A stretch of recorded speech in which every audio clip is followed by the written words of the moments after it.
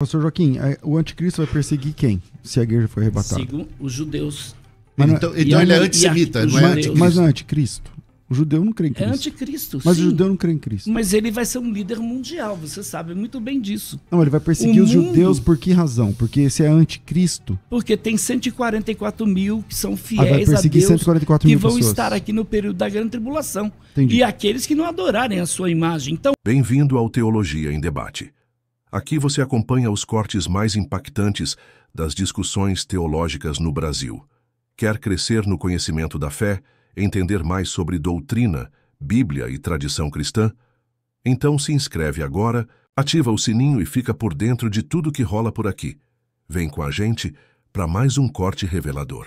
veja aqui é Paulo, de certa forma, acalmando ali os irmãos na cidade de Tessalônica, acalmando as suas emoções, principalmente dos novos convertidos ali, explicando, inclusive, que eles não estão no dia do Senhor. E aí mostra o homem do pecado, que também primeiro precisa ser revelado, né? E usando aí a certeza do arrebatamento, conforme descrito lá em 1 Tessalonicenses. O que a gente vê com isso? Porque 1 Tessalonicenses vai dissipar essa dúvida. Então o propósito do apóstolo Paulo aqui é mostrar a graça que operará antes do julgamento. O arrebatamento, então, ocorrerá antes daquele dito temido dia, e ele declara, então, a verdade com ternura, afeição, segurança do primeiro versículo. Então, fala nossa reunião com ele. Capítulo 2 de Tessalonicenses, verso 1, diz assim: agora, irmãos, rogamos-vos pela vinda do nosso Senhor Jesus Cristo e pela nossa reunião com ele. Aqui Paulo dá uma ênfase, quando ele diz agora. Então, com D, o apóstolo muda radicalmente o assunto do capítulo 1, e ele agora se afasta, né, para corrigir qualquer erros que havia ali com relação a este dia. Então eu posso, de certa forma aqui, o apóstolo Paulo vai basicamente dizer isso, eu posso ter causado alguma coisa, mas para acalmar qualquer desejo, eu quero te dizer que fica tranquilo.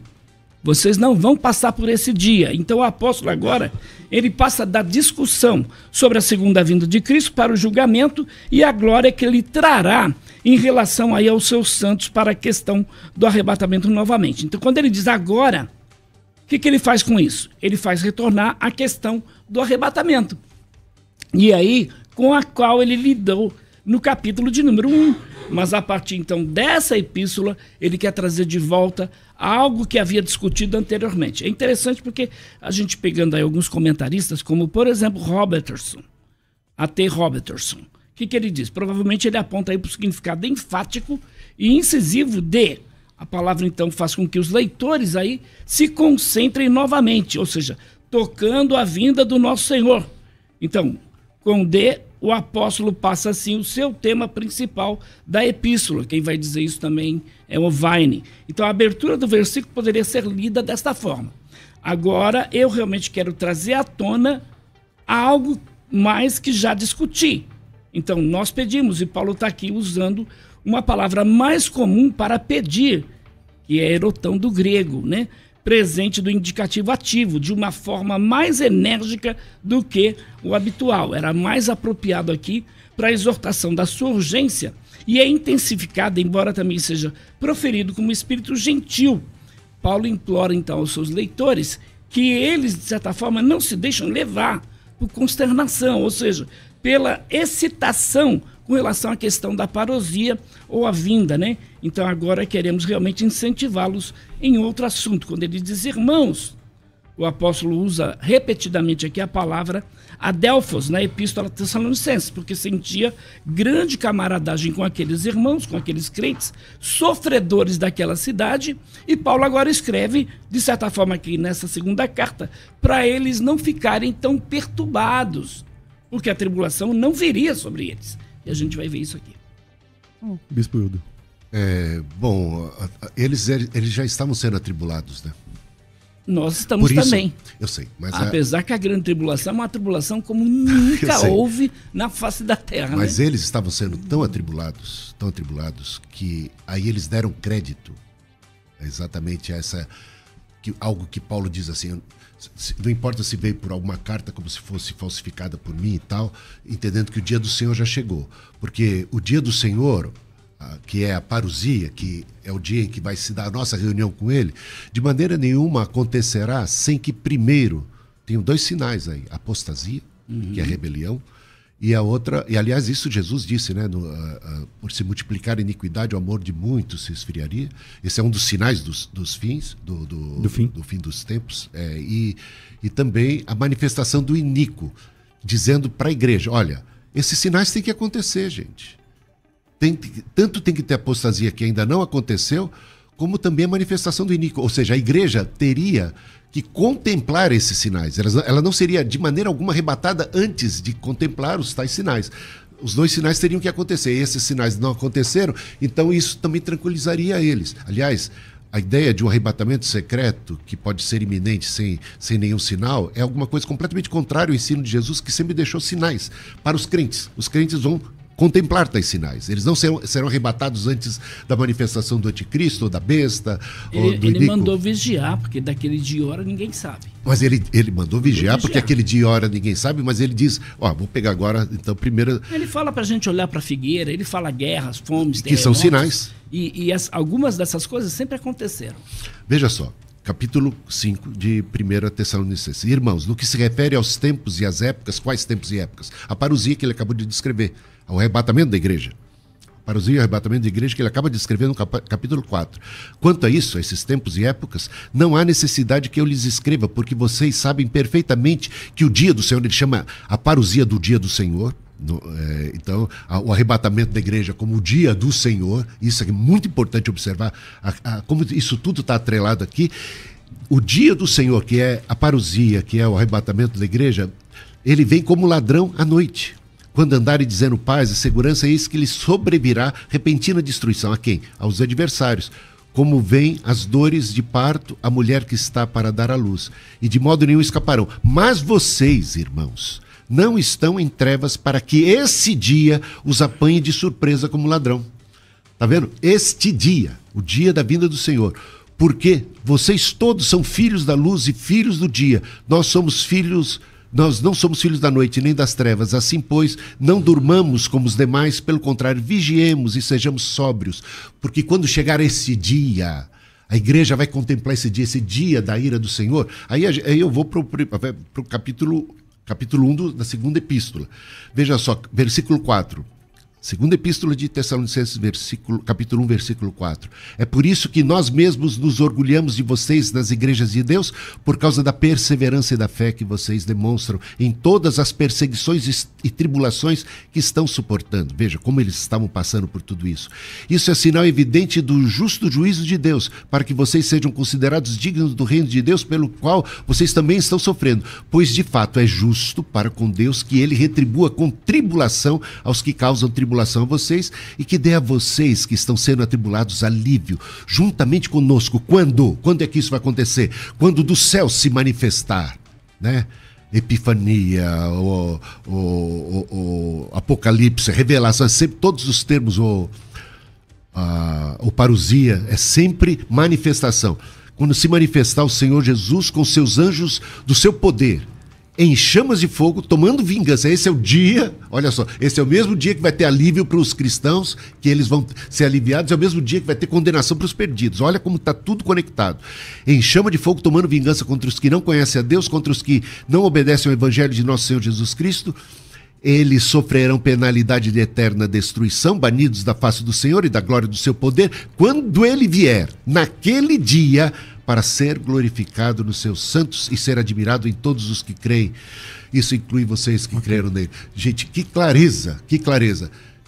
Eles contemplarão, é o dia, é um dia só. Esse dia do Senhor que ele vai falar no capítulo 2. Esse dia do Senhor é precedido pela apostasia e é precedido pela manifestação do iníquo. Portanto, a igreja não pode ficar achando que Cristo vem sem que esses sinais se manifestem. Pastor Joaquim.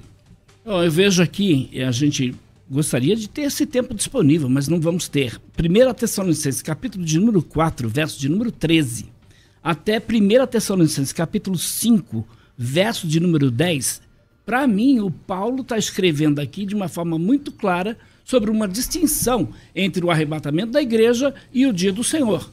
E o que houve aqui? Os falsos profetas começaram a confundir lá os cristãos, ensinando que eles haviam perdido o arrebatamento. 4 versos 17, ó.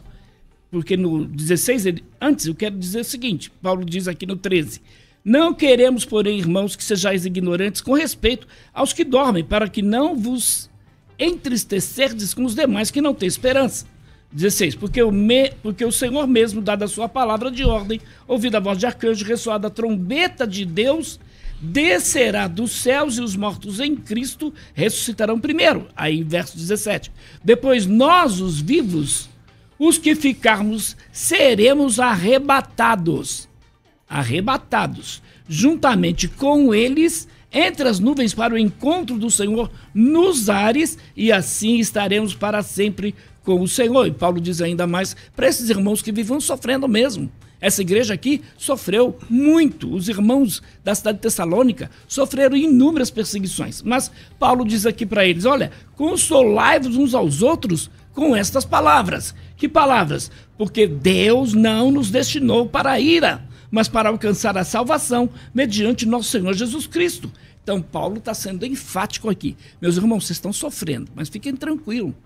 Não é que o sofrimento vai aumentar, porque se eu crer no pós-tribulacionismo, o sofrimento desses irmãos aqui, Paulo não estava consolando eles. Paulo está dizendo, olha, meu irmão, a coisa está feia, mas vai ficar bem pior se eu seguir a linha do pós-tribulacionismo. Mas eu sou da linha pré-milenista, então eu vejo isso dentro das cartas aqui do apóstolo Paulo, tanto a primeira carta como a segunda carta, que ele está dizendo, irmãos, fiquem tranquilos, esse sofrimento de vocês é por um pouco de tempo. Logo, logo, vocês vão escapar de tudo isso aí. E que é no versículo 16, quando fala que... vai ter um sofrimento maior, mas vocês... Então o 16 fala do arrebatamento, mas não fala do dia do Senhor, seria isso. 16 verso 16 está dizendo aqui que ele, mesmo dada a sua palavra de ordem, ouvida a voz de arcanjo, ressoada a trombeta de Deus, descerá do céu e os mortos em Cristo ressuscitarão primeiro. Aí o arrebatamento. Então, essa trombeta aqui dos santos de Apocalipse, capítulo de número 15... Mas no arrebatamento Jesus vai descer aqui na terra? Não, ele vem nos ares. Mas o texto não diz, o mesmo Senhor descerá? Aonde? No 16. Na vinda dele. Na vinda, sim. No arrebatamento, não. A gente tem que fazer essa distinção. Então, o 16 é o arrebatamento, né? Não, Paulo está fazendo essa distinção entre o arrebatamento e a vinda do Senhor. Então, é interessante aqui, porque a maioria dos comentaristas, eles acabam cometendo esse erro. Não fazem essa distinção e aí jogam tudo em cima dos chamados pré-tribulacionistas. Quando ele diz aqui, a nossa reunião com ele...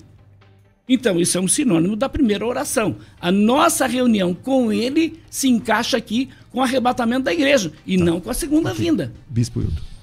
Então, aqui em 1 Tessalonicenses, capítulo 4, como você leu, chamando a atenção para o versículo 15. E pela palavra do Senhor, ainda lhes declaramos o seguinte, nós, os vivos, que ficarmos para a vinda, parousia, concorda comigo? Sim. Parousia, Sim. a vinda do Senhor. Então, parousia é o dia em que vai se dar o arrebatamento. Olha, a vinda do Senhor, de modo nenhum precederemos aos que já morreram, porque o Senhor mesmo, dada a sua palavra de ordem, ouvida a voz de arcanjo e ressoada a trombeta de Deus. É interessante que esse ressoar da trombeta nos textos do Antigo Testamento estão relacionados ao dia do Senhor, não é? Essa trombeta não é a mesma lá de Apocalipse, capítulo de número 7. Não é a mesma trombeta. Eu só estou fazendo uma outra trombeta. Então, por exemplo... Então tem muitas trombetas, eu sei, mas não é a última trombeta? É ou não é a última aqui, trombeta? Essa trombeta aqui, a gente vai ver lá em, por exemplo, 1 Coríntios, capítulo 15, verso 52, Apocalipse, capítulo 11, verso 5 mas é até a última, o 19. certo? Então não é a mesma trombeta de Apocalipse, capítulo 7. Aí a gente então não é a última trombeta. Porque é usada aqui, a gente vai observar aqui a palavra harpazo, que significa o quê? Arrebatar. E essa palavra é usada há quase 2000 anos. Agora, olha só, a gente pode pegar aqui... É que ele estava na fala dele. Aí, não, você vai ter tempo, Joaquim. Sim, pois não. Só conectando, olha, ele está falando da vinda do Senhor, que é parousia. E quando ele diz a nossa reunião com ele, não, ele aí, não está falando da vinda. Não, eu sei. Eu tô por partes aqui. Eu ainda estou em 1 Coríntios. Tá bom, não, 1 Tessalonicenses, capítulo 4. A vinda do Senhor, de modo nenhum precederemos aos que já morreram, porque quando ele soar a trombeta, ressoar da trombeta, ele fala de uma trombeta específica. A trombeta. a trombeta definitiva, não é uma trombeta. A trombeta, essa é a última trombeta, e essa trombeta é tocada no dia do Senhor. Só tem que entender, porque você vai lá para o Antigo Testamento, quando se fala do dia do Senhor, se fala que é ressoada a trombeta, vai desencadear o dia do Senhor, que é o dia do juízo de Deus, quando Cristo vem à terra para julgar os vivos e os mortos, como a gente leu em 2 Tessalonicenses capítulo 1, que é o dia, naquele dia é o dia da ira, da manifestação da ira de Deus contra os impenitentes, é o mesmo dia em que se dará o consolo, o alívio, o arrebatamento da igreja. Ressoada a trombeta de Deus, descerá dos céus, é a vinda dele. Ele desce dos céus. E Jesus, quando ele explicou isso no Sermão das Últimas Coisas, Mateus 24, Marcos 13, Lucas 21, você vai ler Jesus falando assim, olha, se disserem que o Cristo está ali, não creia. Se disserem que ele está acolá, não creia. Porque a vinda do Senhor não vai ser uma vinda secreta, em absoluto. Os que são de Deus aguardam o quê? Uma vinda manifesta de Deus. Quando ele descer, do mesmo modo que o viste subir, ele há de descer. Aí você vai para Apocalipse capítulo 1, versículo 7, né, que vai declarar que ele vai descer, ele vai ser visto, todo olho verá, até mesmo os que o traspassaram, dado que haverá então a necessidade de uma ressurreição geral nessa ocasião, né, de salvos e de perdidos, porque todo olho verá, até os que o traspassaram. Portanto, o dia da vinda de Cristo é o dia da ressurreição, é o dia em que todo olho verá. E aqui é o dia em que ele desce, nas nuvens do céu. Assim como o viste subir nas nuvens do céu, ele há de descer.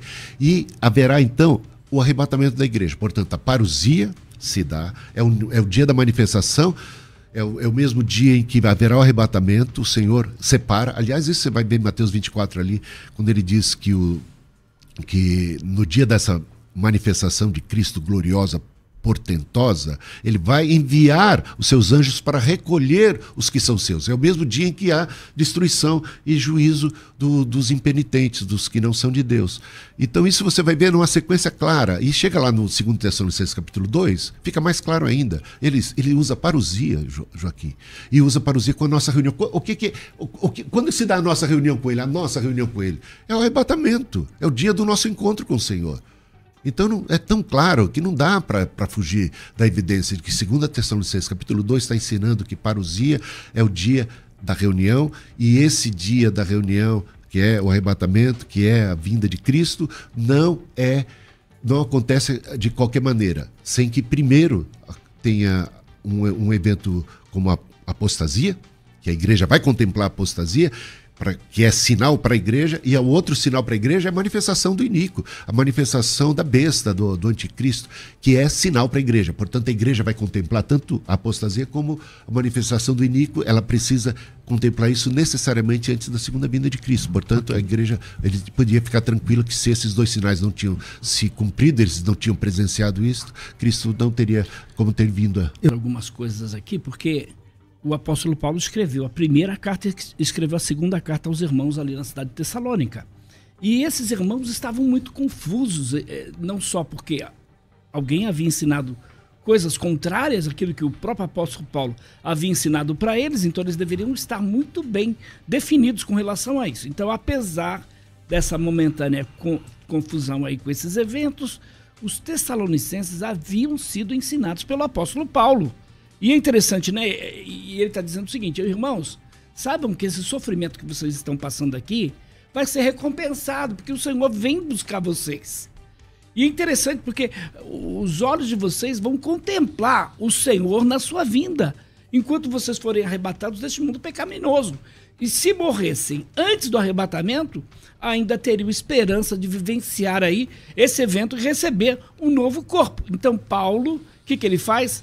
Implora por este evento, porque seus corações tinham que compreender isso. De fato, a sua reunião com ele seria o seu arrebatamento ao céu e, portanto, estarem para sempre com o Senhor, conforme diz lá 1 Tessalonicenses 4,17. Significa, então, que eles seriam totalmente libertos da ira vindoura e, então, todo medo desapareceria. No capítulo de número 2, diz no versículo de número 2 de Tessalonicenses: para que não sejais tão facilmente abalados, nem perturbados por algum espírito, por alguma mensagem, por alguma carta, como se a vinda de nós, dizendo que o dia do Senhor já chegou, para que não sejais facilmente abalados da vossa compostura. Então a chave dessa passagem é encontrada aqui no estou, eis, que declara o conteúdo aí do pedido. É interessante porque Paulo está falando desse propósito no capítulo de número 1, verso de número 11. Então, para que não sejais facilmente desviados do vosso senso próprio, sóbrio, como um navio que não tem aí um ancoradouro seguro. Ou seja, para que vocês não sejam abalados.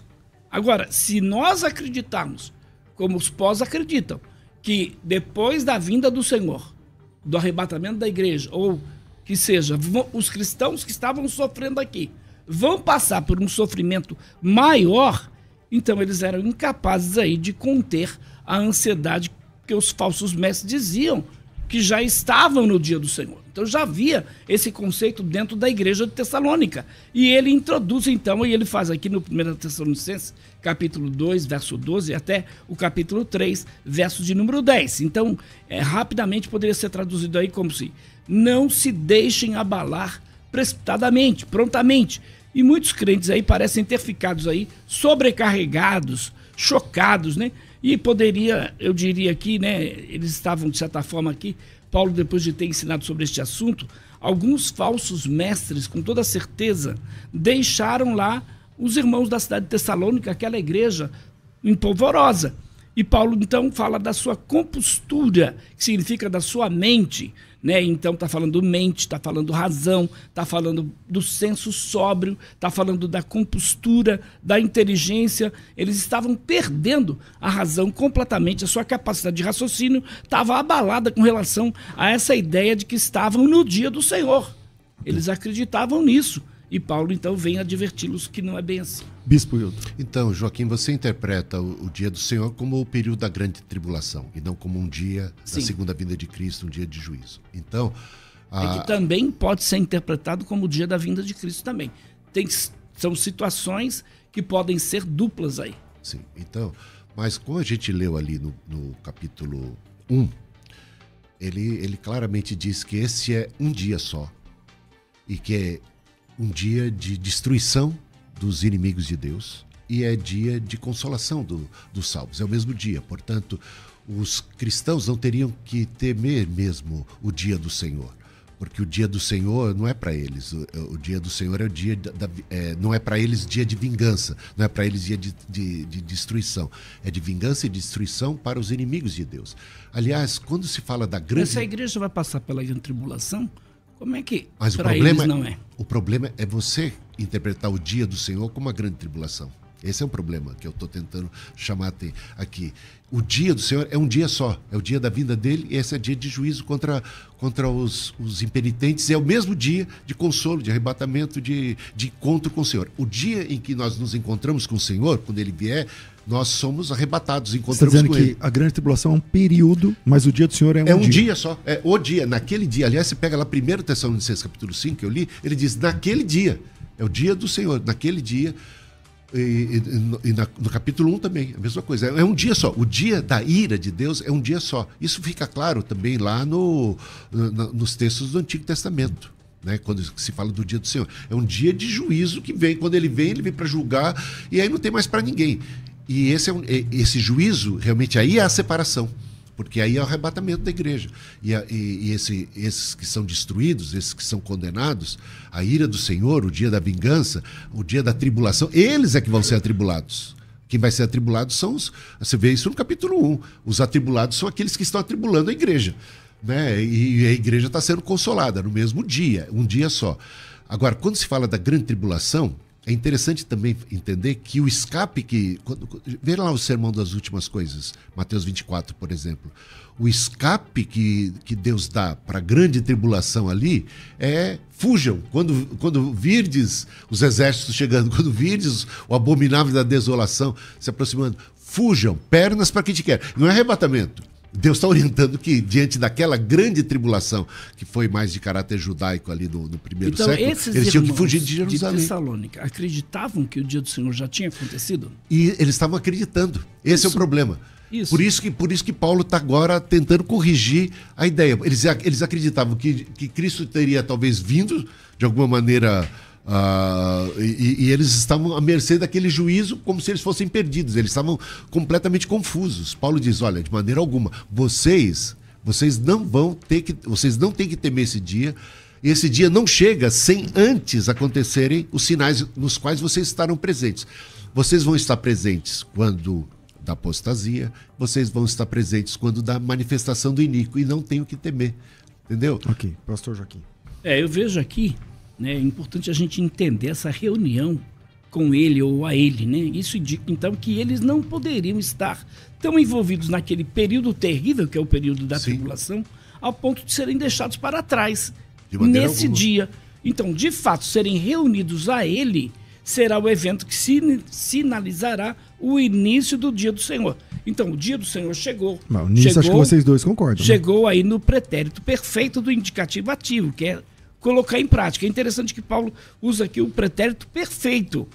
A questão que eu levantaria é até que ponto a força desse pretérito perfeito aqui pode ser levada aqui. Até que ponto? Então, poderia ser parte da chave da compreensão do problema que estamos abordando aí com, por exemplo, aqui o bispo Hildo. Então, é melhor nós assumirmos que existe uma razão para o tempo perfeito aonde quer que ocorra.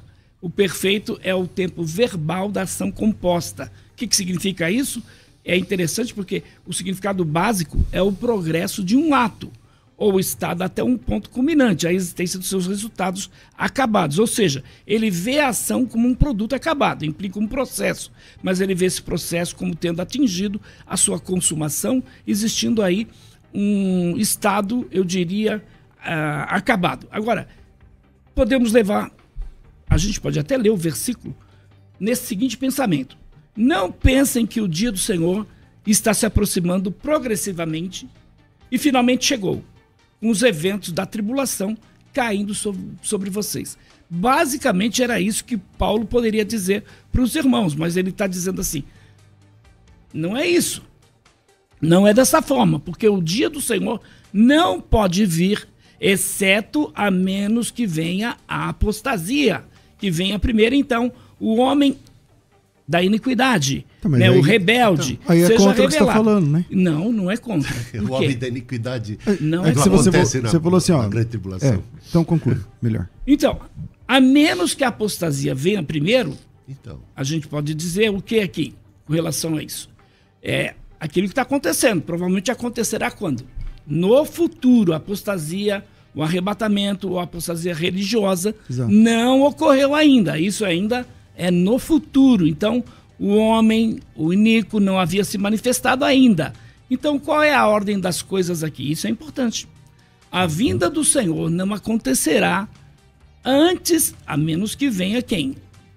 A apostasia. Apostasia. E a manifestação do iníquo. Quando isso acontecerá? O tempo dessa apostasia de Cristo aqui, da qual o apóstolo Paulo fala, não é indicado. Interessante, os séculos, desde que as palavras foram escritas, não produziram uma pessoa descrita como apresentada plenamente aí as características da apostasia. A conclusão é que essa profecia aguarda um cumprimento e parece inevitável. Sim. É isso que eu vejo. Então Paulo vai dizer o Quanto seguinte: a isso, não teríamos problema, irmãos, rogamos a vocês quanto à vinda do Senhor e a nossa reunião com Ele, que não se abalem pensando que o terrível dia do Senhor chegou. Não chegou. Então Paulo, o que ele faz aqui? Nós os encorajamos a não se abalarem pensando que o dia do Senhor chegou. Porque quando lhes falamos antes sobre a vinda do Senhor para levá-los para casa, indicamos que vocês não sofrerão a ira que os aguardará. Joaquim, acho que esse texto que você está lendo aí é pós, mas tudo no bem. capítulo 2, verso 4. Então, tá bom. dá uma olhada só, Joaquim. Como pré-tribulacionista, você tem que crer, porque pré-tribulacionista crê e ensina que o arrebatamento acontece antes de tudo da isso, manifestação do iníquo. Sim. E como então? Mas então, os irmãos estavam achando que iria acontecer. Então, ele está dizendo o quê? Paulo está dizendo que eles estão enganados. Então, como é que vocês podem... Olha, só vou colocar em outras palavras o que Paulo está dizendo. Como é que vocês podem achar que o dia do Senhor já chegou, que o dia do arrebatamento já chegou, sendo que primeiro tem que ver, vocês vão estar presentes quando o iníquo se manifestar, quando tiver apostasia. Vocês vão contemplar essas coisas. É a coisa que um pré-tribulacionista não ensina jamais. Para o pré-tribulacionista, o arrebatamento se dá antes da manifestação do iníquo. Sim, é o que eu creio também. Então, como é que você está... Aí é Os uma contradição, irmãos em Joaquim. Tessalônica acreditavam que esse dia estava próximo, mas Paulo está dizendo que esse dia vai ser lá na frente. Então, Agora, mas interessante, porque só- o anticristo, quando ele surgir, vai se opor a tudo que se chama Deus, vai Sim. blasfemar, e etc. E a igreja não vai estar etc. presente, não é? Vai se assentar no seu templo, você crê nisso? Creio. Mas, Então o templo vai ser reconstruído. Não, calma. Aí eu é posso. outra história. Não, é que aí a gente entra num ponto em que eu entendo que essa parte da profecia já teve cumprimento lá. Então já se manifestou o anticristo? Calma aí. Não, aí que você. Já se manifestou abominável da desolação de que falou o profeta Daniel 2 vezes. Em Antigo IV e também na figura do general Tito. Então, a aliança dos 7 anos. E a destruição de Jerusalém que Jesus. No período de 7 anos da tribulação, Daniel 9. Mas Jesus 26, não falou, o Joaquim, só para responder você. Jesus não falou que era aquela geração de judeus que estava matando Cristo, que estava matando os apóstolos, perseguindo e tal, que ela sofreria e que o templo cairia, que não ficaria pedra sobre pedra. No ano 70, quando o general Então não Tito entrou na cumpriu-se isso, cidade, literalmente? Porque essa não é isso que Jesus está respondendo. Cumprimento. Por isso eu também Quando ele concordo disse, com você, tem duplo derribai- cumprimento, mas já teve um derribai cumprimento. esse templo em 3 dias eu levantarei, estava falando do templo do seu corpo. Sim. Mas também. Mas aquela ele profecia estava se olhando cumpriu pro literalmente. templo. Sim, no ano O 70. abominável da desolação entrou, profanou, destruiu, não ficou pedra sobre pedra. Então, esta e aquela aliança geração. de Daniel 9, verso Então, 6. não, você me perguntou, Você- só para explicar, porque você me perguntou Tá. se eu acreditava, então eu acredito que o abominável da desolação de que falou o profeta Daniel já se cumpriu. Agora, eu acredito... Então, esse é o dia do Senhor. Não. Porque é o que diz. Não. Essa aliança. Calma, eu creio. porque aí a Bíblia vai falar do dia do Senhor porque ali tem duplo cumprimento. Eu espero uma última besta, que ainda vai se manifestar, um último iníquo, porque existem muitos protótipos, muitos arquétipos de tudo isso ao longo de toda a história. Mas no final dos tempos vai ter a última rebelião. Quando Satanás é solto, ele vai E a igreja vai estar aqui. Claro que ela vai. Porque Eu não creio. não é contra a igreja. Ué, aqui diz que A é igreja no ela dia. não vai ver nenhuma dessas atividades do anticristo. Eu sei, mas, Ela Joaquim, nem é no passará dia pelo do dia Senhor. É no dia do Senhor. não Mas a passará. igreja é no dia do Senhor, não, no dia da vinda dele, que é o dia da vingança contra os perdidos, que é o dia do arrebatamento da igreja. A igreja Vamos tem lá. que estar presente. Pastor Joaquim, o anticristo vai perseguir quem? Se a igreja for arrebatada. Sigam os judeus. Mas não é- Então e ele é a- antissemita, e a- não os é judeus. anticristo. Mas não é anticristo. O judeu não crê em É Cristo. anticristo, Mas sim. o judeu não crê em Cristo. Mas ele vai ser um líder mundial, você sabe muito bem disso. Não, ele vai perseguir O os mundo- judeus por que razão? Porque se é anticristo, Porque tem 144 mil que são vai fiéis a perseguir Deus 144 que mil vão pessoas. estar aqui no período da grande tribulação. Entendi. E aqueles que não adorarem a sua imagem. Então, a igreja ela não verá nenhuma dessas atividades aí do anticristo. Nem passará pelo dia do Senhor, ou seja, o dia da tribulação e o dia da ira. Não vai. Valeu por assistir até aqui. Se esse corte te abençoou ou fez pensar, compartilha com alguém que também vai curtir o conteúdo. Não esquece de deixar o like, se inscrever no canal, ativar o sininho para não perder os próximos vídeos. A gente se vê no próximo corte. Deus abençoe.